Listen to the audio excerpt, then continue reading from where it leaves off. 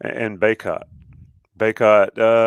No double-double tonight. 10 and 9, 2 for 9 from the field.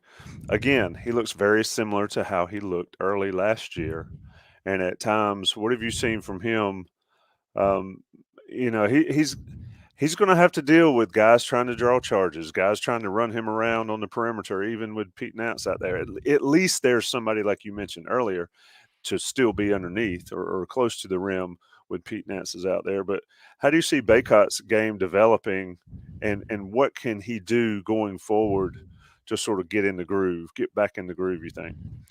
That's a good question because he does look a little um, unsure. I think maybe might be the right word, and that goes back to Hubert Davis has talked about in press conferences that he's been trying to play Baycott and Pete Nance a lot together, not just in practice but in exhibitions and the secret scrimmage, so they could develop that chemistry. And it's going to take some time because Nance I think plays a little more in the paint, I would say, than Brady Manick, and I feel like Baycott's been so used to having so much space because of the way Manic played last year, in the corners, out on the perimeter because he's an excellent shooter.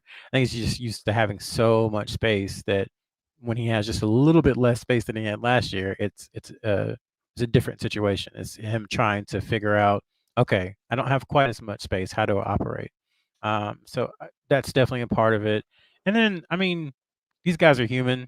I think my biggest question coming into the season, and then we might have talked about this, or we talked about it on different podcasts, is that um, it's it's very easy to get up for Duke in the Final Four. It's very easy to get up for playing at Cameron and Coach K's final game. It's very easy to get up for the national championship game. College of Charleston on what was it, Friday? Gardner-Webb on a Tuesday night or Monday night, whatever today is.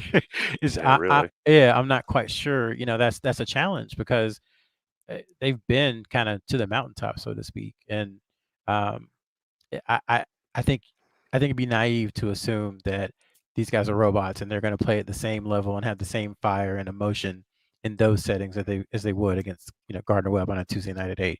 So I think that's just human, and it may be subconscious. I may be projecting. Maybe they don't feel that at all. But I think that it'd be naive to think there's not a little bit of that going on too.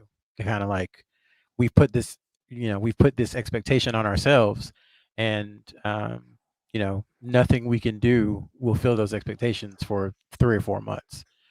So I think that's kind of